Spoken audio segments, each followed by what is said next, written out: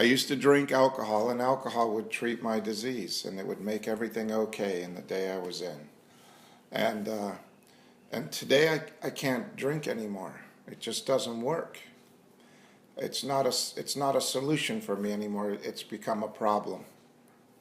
And so I can't drink, but I still have alcoholism, and I still have the mind. I still have this unsatisfied, fault-finding, opinionated mind that's always in a hurry and can't stand the word no, and is easily frustrated and doesn't want to read the instructions but wants everything to come out right.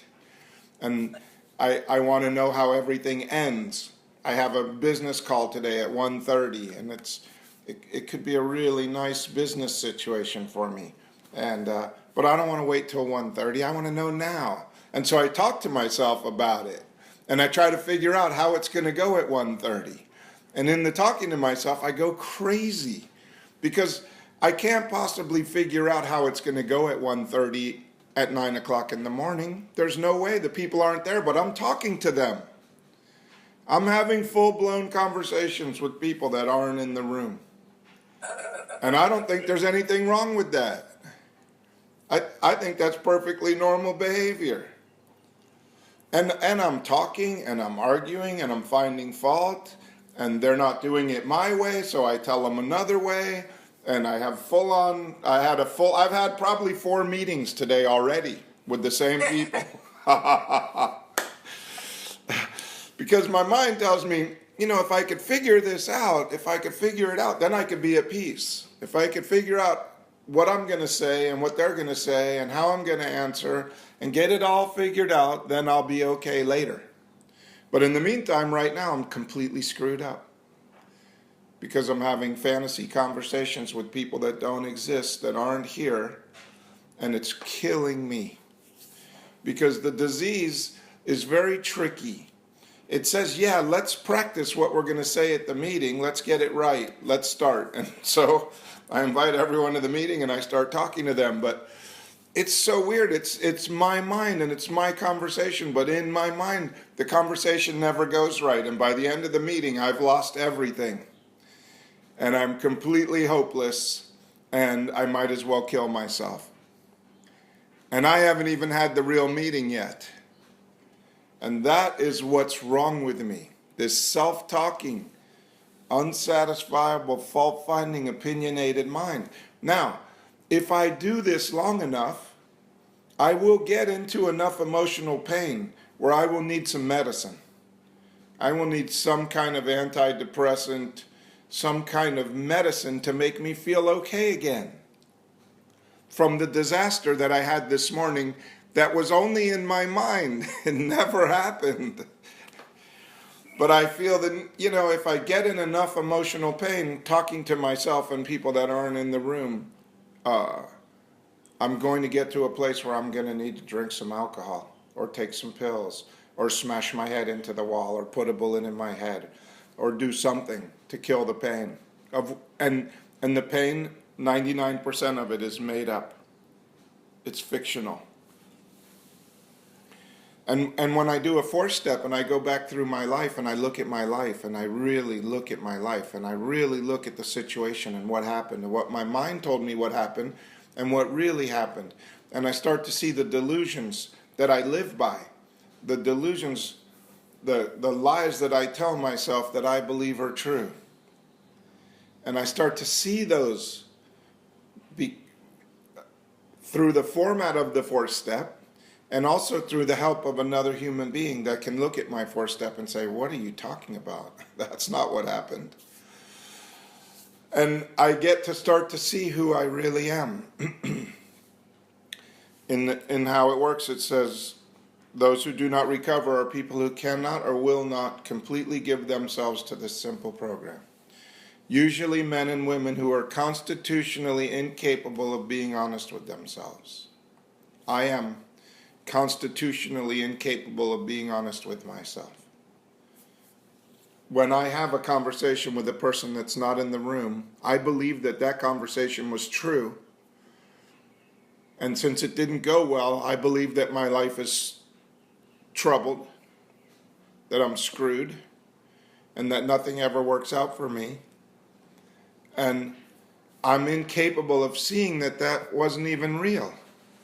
Because to me it was real because my mind told me it was. And I believe whatever my mind tells me.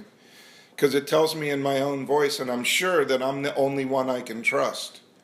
But my experience shows me that trusting myself, my best thinking got me into a meeting of Alcoholics Anonymous.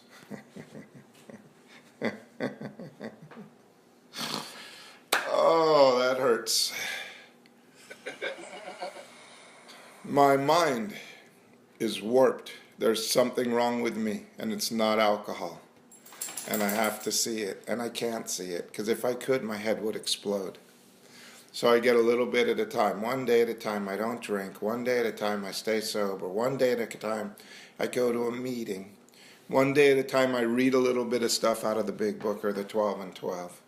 And I start to slowly crack this mind open. Is it okay? Yeah, the arrow's pointing at your chin and it was Claire's finding fault. I'm finding fault, yeah. Thanks, Claire. Thanks for looking out for me. Okay.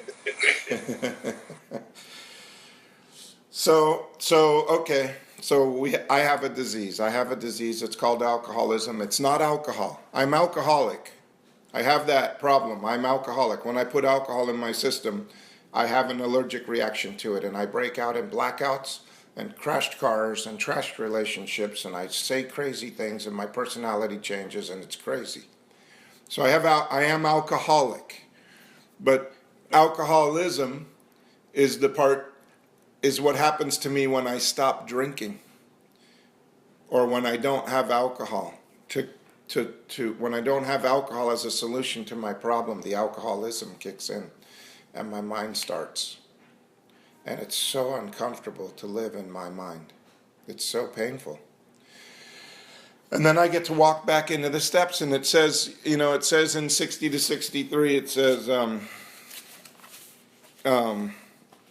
being convinced I'm at step 3. Okay, so I've admitted I can never drink alcohol again. And I can see that when I drink, my life is unmanageable by me. Drunk, I cannot manage my life drinking because I crash cars and I trash relationships and I do all kinds of weird things and I can't keep jobs. And then I go to the second step, and as far as alcohol is concerned, Alcoholics Anonymous taught me how to not drink. They said if you don't want to get drunk, you don't take the first drink. So I don't take the first drink. One day at a time, I don't drink no matter what. And I get some relief. And I also they told me to pray. Now I didn't have a relationship with a higher power at all, or a God or anything. I actually hated God and everything that religion stood for, and I have a lot of prejudices when it comes to that kind of thing. So it's very hard for me. It was very hard for me to even think about praying, but my sponsor said, okay, just do nature and pray to a tree. I'm like, okay, I could pray to the beauty of a tree. So, tree, could you help me not drink today? And you know what? It worked. That tree that I prayed to every day, I could see it in my mind right now. I was living in an apartment in Miami, and right outside there was a tree, and I could see the beauty of the tree, and I would pray to the tree to help me not drink today, one day at a time. And that was a beginning. That was the best I could do at the time. But I didn't drink. And so eventually, I put together some time, and I wasn't dying of alcoholism, and I thank that tree. Thank you for keeping me sober. Thank you, nature. I kind of opened it up a little bit from the tree to nature. And thank you for whatever created nature that seems to be helping me not drink. And it was a beginning, and I was able to do that. And then they said, and then my sponsor said, now we're going to do the third step. And I said, okay, because I'm in AA and I'm not drinking, and it's time to do the third step because my sponsor said so. And we got on our knees and we prayed the third step prayer. And I said that I'm willing to turn my will and my life over to the care of God as I understood him. But it was very clear that I had no understanding of God. None. I did not understand. I only understood that when I asked nature to help me not drink, something happened and I didn't drink. Whoa. Can you guys still hear me?